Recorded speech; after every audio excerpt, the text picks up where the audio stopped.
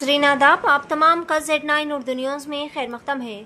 जिला मेडचल के बालानगर DCP हुदूद के तहत गजुला रामाराम CMR स्कूल के अहाते में एक पेट्रोलिंग मोबाइल कार में भयानक आतिशज़दगी का वाक़या आया पेश। राहत व खुशनसीबी की बात तो यह है कि इस हादसे में कोई जानी नुकसान या फिर किसी के झुलसने या जख्मी होने की इत्तला नहीं मिली। फौरी तौर पर मुकामी लोगों ने आग पर काबू पा लिया, जिसकी वजह से एक बहुत बड़ा हादसा होने से टल गया।